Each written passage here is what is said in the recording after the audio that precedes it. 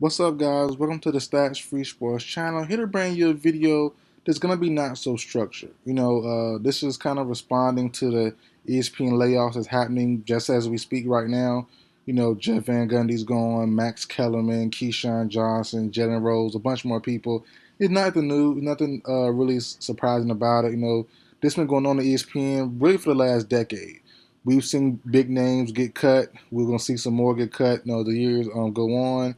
But I want to kind of do a non-structured video just to talk about business, just to talk about, what I think these people should do, but let's talk about it though. Let's get into it. So, as I said earlier, Jeff Van Gundy, Max Kellerman, Keyshawn Johnson, Jalen Rose are the big names right now that are being let go by ESPN. Jeff Van Gundy was reportedly making millions. He's covered right under 100 NBA Finals games. So looking like he's going to be replaced by maybe J.J. Redick, Doris Burke, someone like that, which makes sense. It's tough to see these moves happen. Max Kellerman, Keyshawn Johnson, Jalen Rose are staples. They've been staples for a long time, since I've been a kid, really, or at least a teenager. But my thing is, honestly, I think these people should go in business on their own. A lot of these people, excluding probably Jeff Van Gundy, a lot of these men and women are going to be moving laterally, or maybe even going to a decreased role. Going to go to FanDuel TV, maybe like Shannon Sharp, that's reportedly he's going there, maybe going here, maybe going FS1, going here. Like, they're moving laterally and maybe even a little bit a downward spiral. My thing is, and I said this years ago, this is, my channel is still a small channel. I only have 2,000 subs, but this is pre-monetization. Excuse me. I did a video. It was an overlap between Skip Bayless and Stephen A. Smith's contract about a year and a half ago, 2 years ago. So it was right around me being pre-monetized or just got monetized. So I kind of did the same speech there, but I said this doing that video, which got really like no views for real. This probably might not either, but I'm just talking. Stephen A. Smith and Skip Bayless around this time, let's say 2 years ago, maybe a year and a half ago, their contracts kind of overlap. It's been reported that Stephen A. is getting about $10 million per year, very underpaid in my opinion. I'm not sure of Skip's contract, but it was a time, right? And then it was a super, super, super small rumor on maybe Stephen A. and Skip get back together. And I told my wife this around the same time. I'm like, man, this was a time when OnlyFans really just got popping, and even business people who were doing non-nude, non-naked stuff, investing stuff, stock market stuff like that. People were still going to Patreon and doing the OnlyFans to do behind the paywall, right? And I'm like, man, what if Stephen A, what if Skip both become free agents, both don't return or go somewhere else on a major platform, get back together and do their own thing together? Go behind the paywall, Patreon, OnlyFans, wherever you think that they could go.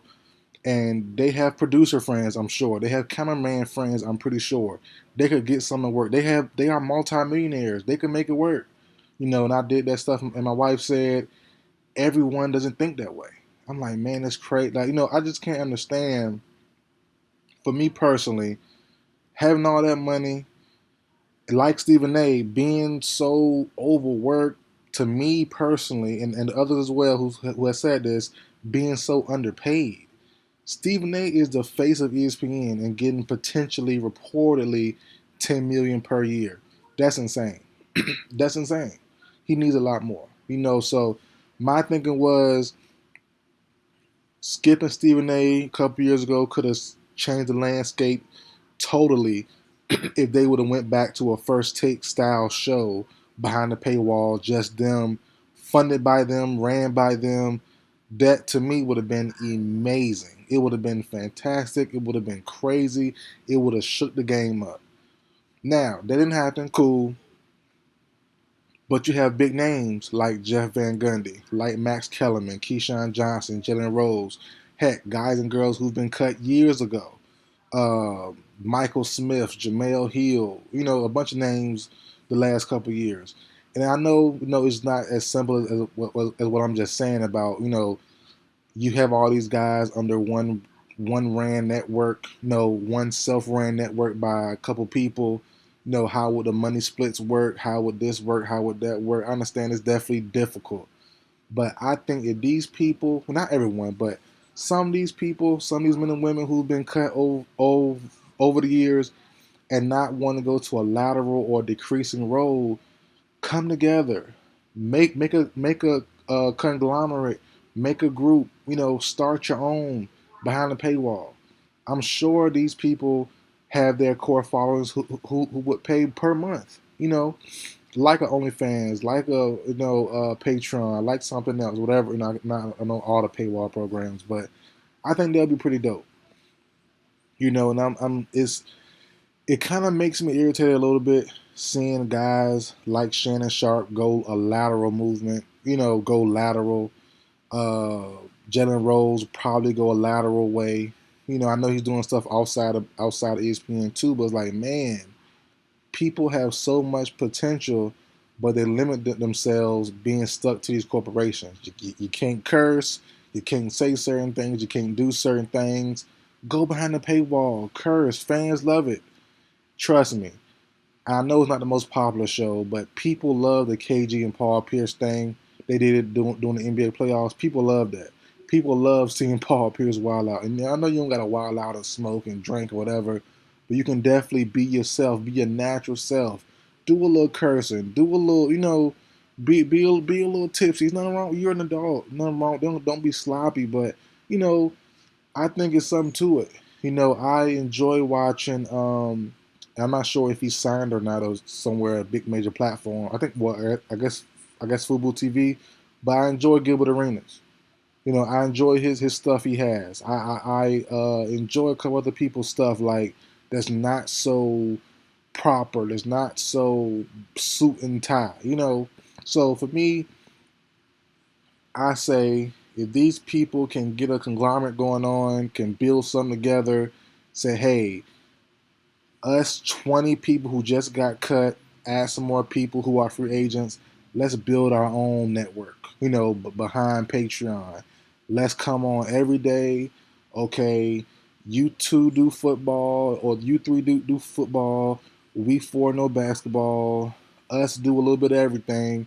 We'll just jump in here and there. You know what I mean? Like, I think they'll be pretty dope. Like I said, it's a lot harder than what I'm making it seem. It's super duper harder, but I think it's possible. I think we should see it. And also, I know it's a lot of companies out here that's growing every day, like a FanDuel TV, like some more places who are definitely gaining traction and getting money. And um, I keep saying FanDuel because they're not a mainstream style thing right now.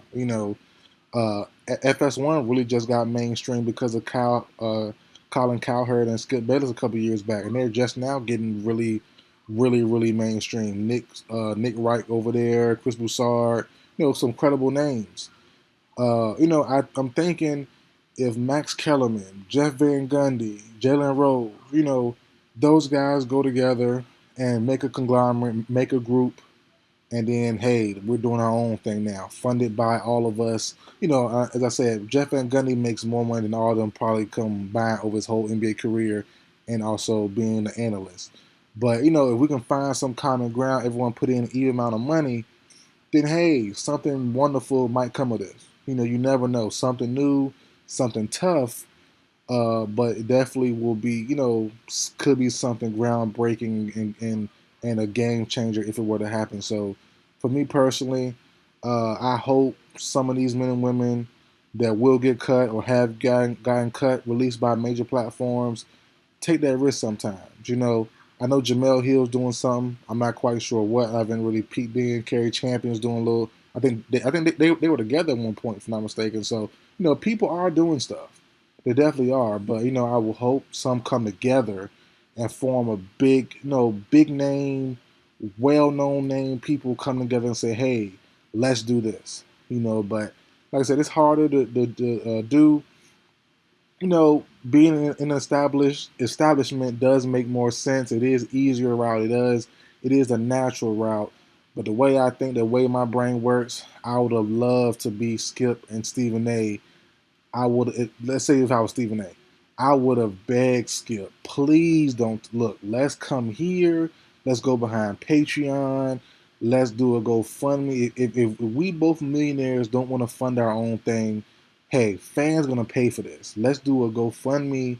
People gonna raise that money in about 2 days. Like for real.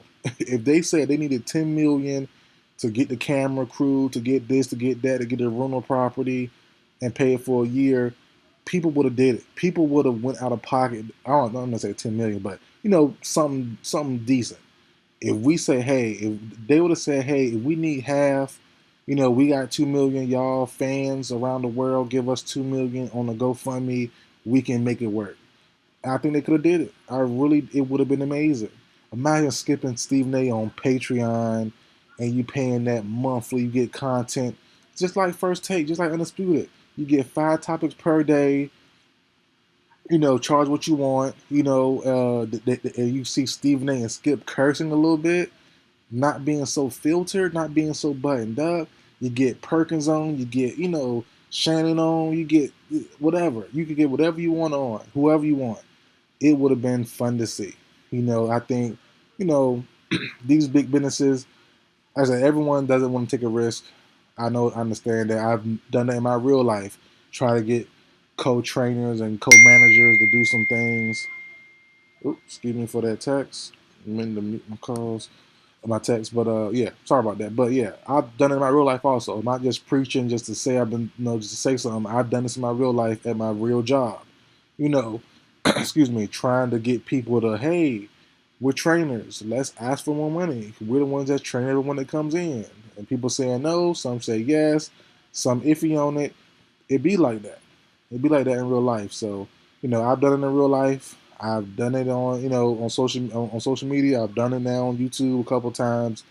I love people doing their own thing, going away from the big mainstream media and branching off. Be risky, take a risk, take a chance, take a loss, and try something that could change the game long term. So that's it for the video, guys. I hope everyone bounces back from the layoffs. I hope they find somewhere, or if they want to work somewhere.